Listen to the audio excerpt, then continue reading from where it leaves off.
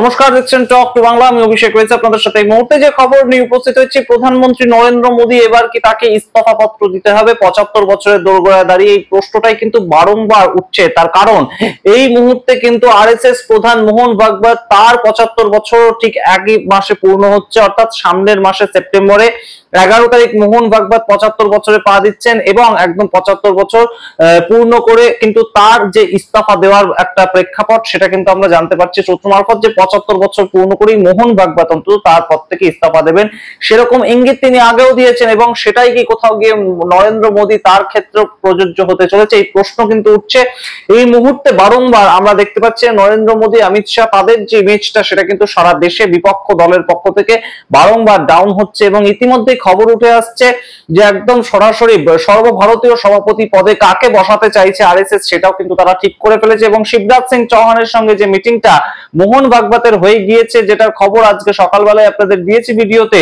সেই মিটিংটাও কিন্তু এমনি এমনি হয়নি এবং তার পেছনে অত্যন্ত গুরুত্বপূর্ণ একটা রীতিমতন রাজনৈতিক সিদ্ধান্ত কিন্তু রয়েছে। এবং এইখান থেকে প্রশ্ন উঠছে, এবার কি তাহলে নরেন্দ্র মোদী দেশের প্রধানমন্ত্রী পদ থেকে তার ইস্তফা দেওয়ার পালা? এই প্রশ্ন কিন্তু অত্যন্ত তাৎপর্যপূর্ণ। এবং অবশ্যই তার সঙ্গে তাৎপর্যপূর্ণ যে সর্বভারতীয় সভাপতি পদের নির্বাচনটা কেন হঠাৎ করে 7ই সেপ্টেম্বর করাতে চাইছে এই মুহূর্তে ভারতীয় জনতা পার্টি, তেমনই কিন্তু খবর উঠে আসছে যেখানে 9ই সেপ্টেম্বর অত্যন্ত তাৎপর্যপূর্ণ উপরাষ্ট্রপতি পদের নির্বাচন, সেখানে 7ই সেপ্টেম্বর কেন হঠাৎ করে সর্বভারতীয় সভাপতির নির্বাচন, সেই রকম একটা প্রেক্ষাপট তৈরি হচ্ছে এই মুহূর্তে ভারতীয় জনতা পার্টির সূত্র মারফত। কিন্তু তেমনই খবর যে 7ই সেপ্টেম্বর একদম সরাসরি সর্বভারতীয় সভাপতির পদের যে নির্বাচন সেটা সম্পন্ন করতে চাইছে আরএসএস, এবং সেই নিয়ে দফায় দফায় বৈঠক হয়েছে। আজকে সকালেও বৈঠক হয়েছে দিল্লিতে। সেই নিয়ে আজকে এই বিস্তারিত প্রতিবেদন শেষ অবধি দেখুন, স্কিপ না করে। তার আগে অবশ্যই টক টু বাংলা ইউটিউব চ্যানেলটিকে সাবস্ক্রাইব করে দিন। আপনারা জানেন এই মুহূর্তে নরেন্দ্র মোদী কিন্তু দেশের অভ্যন্তরে বিভিন্ন বিষয় নিয়ে তাকে কিন্তু কর্নার্ড হতে হচ্ছে। এবং তার সরকারের যে সুখ্যাতি ছিল, নরেন্দ্র মোদী ম্যাজিক ছিল, সেই ম্যাজিক কিন্তু গত 2024 সালের অষ্টাদশ লোকসভা নির্বাচনের পর থেকেই নেই, যখন থেকে তারা সংখ্যাগরিষ্ঠতা পায়নি। কিন্তু তবুও কোনো মতে যেন একদম ঠেকা দিয়ে দিয়ে চলছিল। কিন্তু এবার একদম রাহুল গান্ধী 7ই আগস্ট যে প্রেস কনফারেন্সটা করেছেন এবং সেখানে যেভাবে ভোট চুরি নিয়ে তিনি উত্থাপিত করেছেন বিষয়টা, তারপর থেকে নরেন্দ্র মোদী, অমিত শাহের ওপর কিন্তু বেজায় চটে আছেন ভারতীয় জনতা পার্টির একাধিক নেতা নেতৃত্বরা, যারা মূলত আরএসএস পন্থী এবং যাদেরকে এত বছর ধরে সাপ্রেস করে রেখেছিল গুজরাট লবি। এই বক্তব্যটা দেখিয়ে বা এই জুজুটা দেখিয়ে যে একদম সরাসরি নরেন্দ্র মোদী, অমিত শাহের ম্যাজিক চলতে দেশে, সুতরাং সেই ক্ষেত্রে কোনো ধরনের কোনো নীতি বা কারোর কথা শোনা হবে না। সুতরাং এই মুহূর্তে নরেন্দ্র মোদী বা অমিত শাহ তারা যা ঠিক করবেন সেটাই হবে, এবং সেই লবির কাছাকাছি যে সমস্ত মানুষরা থাকবেন তারাই একমাত্র রাজ করবেন সংগঠনে।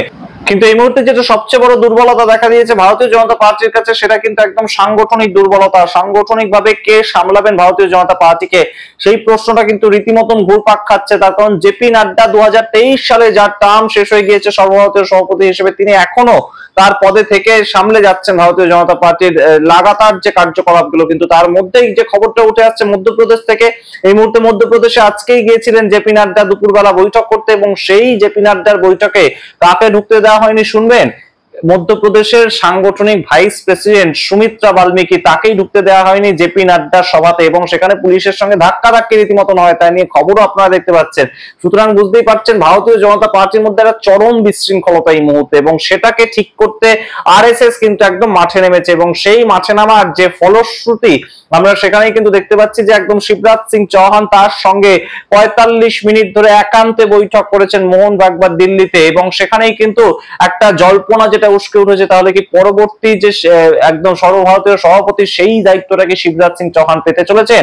এবং সেই যে ডেটটা, যে ক্রোনোলজিটা ডেটের, সেটা কিন্তু 7ই সেপ্টেম্বর এই দিনটাকেই ঠিক করা হয়েছে একদম ভোটাভুটির দিন হিসেবে। অর্থাৎ ভারতীয় জনতা পার্টির সর্বভারতীয় সভাপতি কে হবেন সেটা কিন্তু 7ই সেপ্টেম্বরই জানা যাবে। এবং আমরা বিভিন্ন রাজ্যের ক্ষেত্রেও যেটা দেখতে পাই, সেটা কিন্তু অবশ্যই যে পদ্ধতিতে তারা একদম সর্বভারতীয় সভাপতি বা রাজ্য সভাপতি ঠিক করেন, সেটা কিন্তু একজনই ঠিক করা থাকে এবং একজনই মনোনয়নপত্র জমা দেন, এবং সেই প্রেক্ষাপটে দাঁড়িয়ে একজনকেই পরবর্তীতে বেছে নেওয়া হয়। ঠিক যেমন পশ্চিমবঙ্গের শ্রমিক ভট্টাচার্য একাই কিন্তু মনোনয়নপত্র জমা দিয়েছিলেন। সুতরাং যেদিন জমা দিয়েছিলেন সেদিনই কিন্তু এটা নির্ধারিত হয়ে গিয়েছিল যে তিনি পরবর্তী রাজ্য সভাপতি হতে যাচ্ছেন। সুতরাং সেই প্রেক্ষাপটেই হয়তো শিবরাজ সিং চৌহান এবার পরবর্তী রাজ্য একদম কেন্দ্রীয় সভাপতির দায়িত্বটা নিতে চলেছেন। এবং সেই জায়গা থেকে এই মুহূর্তে 9ই সেপ্টেম্বর যে উপরাষ্ট্রপতি পদের নির্বাচন, সেখানেও কিন্তু বেশ খানিকটা চাপ রয়েছে। তার কারণ 9 সেপ্টেম্বরের যে উপরাষ্ট্রপতি পদে নির্বাচন, সেখানে কিন্তু খবর উঠে আসছে প্রায় 3 ডজন সাংসদ, অর্থাৎ প্রায় 40 জনের মতন বিজেপি সাংসদ,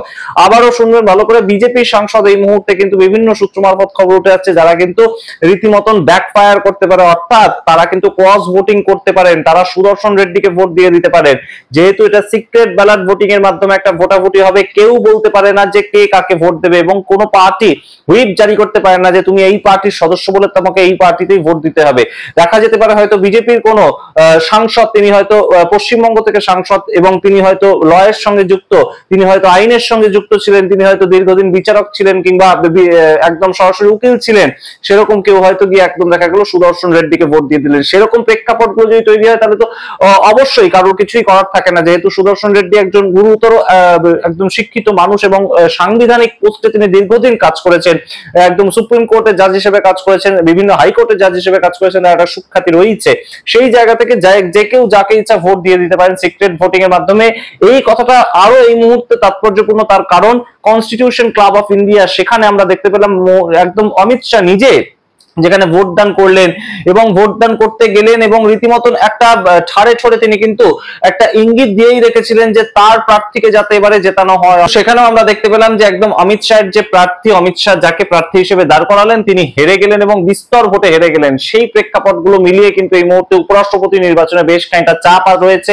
যদি না এই মুহূর্তে আরএসএস এর কথা মতন একদম 7ই সেপ্টেম্বর সর্বভারতীয় সভাপতি ঠিক করে বিজেপি, তাহলে কিন্তু অবশ্যই এই মুহূর্তে 9ই সেপ্টেম্বর উপরাষ্ট্রপতি নির্বাচনে একটা রীতিমতন ক্রস ভোটিং এর সম্ভাবনা রয়েছে। আরএসএস পন্থী যে সমস্ত নেতারা বিজেপির অন্দরে রয়েছেন, আরএসএস পন্থী যে সমস্ত সাংসদরা বিজেপির অন্দরে রয়েছেন, তারা কিন্তু ভোট দিতে পারেন অন্য কোনো লবিতে। সুতরাং বুঝতেই পারছেন এই মুহূর্তে রীতিমতন চাপে কিন্তু মোদী শাহের লবি, এবং তাই জন্য একদিকে যখন বারবার বৈঠকে বসছেন নরেন্দ্র মোদী এবং অমিত শাহ, জেপি নাড্ডা থেকে শুরু করে পীযূষ গোয়েল, তাদের যে লবিটা তারা মিটিং এ বসছেন, ঠিক তখন অন্যদিকে একদম লাগাতার বৈঠক করছেন তেমনই কিন্তু খবর উঠে আসছে মোহন ভাগবত। এবং এই মুহূর্তে সূত্রের যেটা খবর, মোহন ভাগবত কিন্তু 75 বছরের পর আর তার পদে থাকবেন না, অর্থাৎ সংঘ পরিচালক তার যে পদ, সেই পদেও তিনি আর 75-এর পরে থাকবেন না। তিনি এই নিয়ে আগে বয়ানও দিয়েছেন যে 75 বছর হয়ে যাওয়ার পর তার অ্যাক্টিভ পলিটিক্সে থাকা উচিত নয়, এবং তার আগে কি বিজেপির সর্বভারতীয় সভাপতির যে পদ, সেখানে নিজের পছন্দের কোনো ব্যক্তিকে বসিয়ে দিয়ে চলে যেতে চাইছেন মোহন ভাগবত, এবং যার ফলে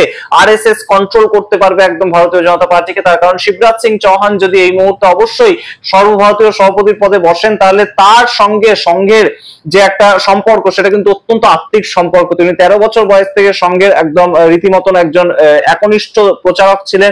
তার পরবর্তীতে তিনি এমপি হয়েছেন, মুখ্যমন্ত্রী হয়েছেন, তার পরবর্তীতে আমরা দেখতে পেয়েছি কেন্দ্রীয় কৃষিমন্ত্রী হিসেবে এখন তার দায়িত্ব পালন করছেন। কিন্তু তাকে যদি এই মুহূর্তে সর্বভারতীয় সভাপতি পদে বসানো হয়, তিনি কিন্তু অবশ্যই আরএসএস এর কথা মতন চলবেন এবং তার সঙ্গে মোদী এবং শাহের কথা মতনও চলবেন, অর্থাৎ একটা মাঝখানে থেকে একটা সন্তুলন থাকবে, দুটো যে সংগঠন তাদের মধ্যে একটা সন্তুলন থাকবে। এবং আরএসএস যে এই মুহূর্তে বেশ খানিকটা চাপ দিচ্ছে ভারতীয় জনতা পার্টির উপর, সেটা কিন্তু আমরা প্রমাণ পেয়েছি 15ই আগস্টে নরেন্দ্র মোদীর একদম লালকেল্লায় দাঁড়িয়ে ভাষণ থেকে, যেখানে একদম 15ই আগস্টের মতন অনুষ্ঠানে তিনি আরএসএস এর কথা উল্লেখ করেছেন। সুতরাং বুঝতেই পারছেন এই মুহূর্তে বেশ খানিকটা চাপের পরিস্থিতি, এবং অবশ্যই আমরা কিন্তু এই মুহূর্তে দেখার অপেক্ষায় যে 17ই সেপ্টেম্বর নরেন্দ্র মোদী তিনি যখন 75 বছর পূর্ণ করবেন, তার পরবর্তীতে তিনি তার পদ থেকে সরতে বাধ্য হন কিনা, আরএসএস সেই রকম কোনো চাপ তার উপর প্রদান করে কিনা, এবং সেটা প্রদান করলেও তার যে লবিটা, সেটা আরএসএস এর থেকে আরএসএস কে ওভার পাওয়ার করতে পারে কিনা, এই ক্ষেত্রে সেই প্রশ্নের উত্তর আমরা অবশ্যই খোঁজার চেষ্টা করব। তবে এই মুহূর্তে অবশ্যই কিন্তু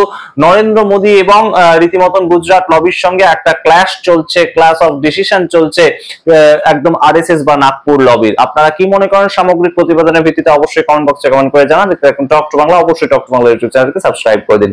ধন্যবাদ।